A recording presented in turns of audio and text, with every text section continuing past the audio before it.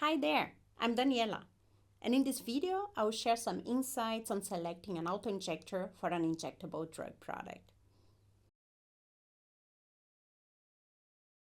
For drug owners, launching in this format is quickly becoming an essential step in a competitive product's lifecycle.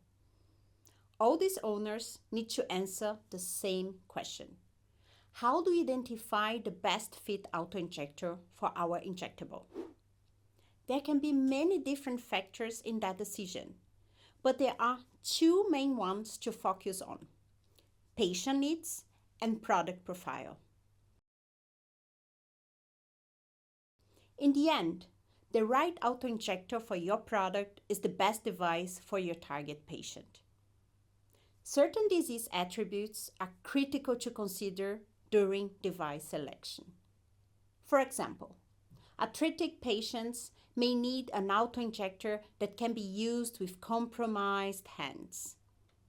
Characteristics like age can also have a big impact on what patients expect from an injection device, including how convenient they expect it to be.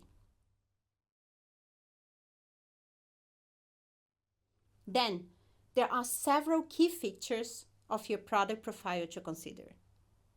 First is primary packaging, your product's container, especially the finger flange, the barrel, and the needle closure. The flange and barrel both need to tolerate the amount of mechanical force delivered by the injector spring. So it's important to assess whether these two parts are compatible with a device actuation requirements. Your syringe's needle closure will fit directly inside the autoinjector cap, which removes the closure when patients open the device. That step will require a certain amount of force, so consider whether it's an amount your target patients are capable of.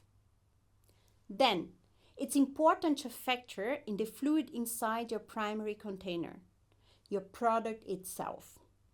With an injectable product in a prefilled syringe, several key fluidic characteristics can influence downstream decisions and processability.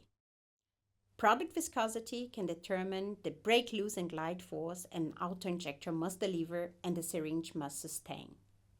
High viscosity products may require a wider gauge needle with higher cap removal force, or even an electromechanical device. Finally, product concentration is key too, since it determines the fluid volume required for each dose. Dose volume influences the position of the syringe stopper, which can ultimately impact the process used to insert the syringe during device assembly. So, focus on these important factors and they will help guide you to the device selection that supports many of your strategic goals. If you'd like to learn more about autoinjectors, their advantages, and how they are assembled and packaged, please hit like and subscribe to our channel. Now we are at the end of our video.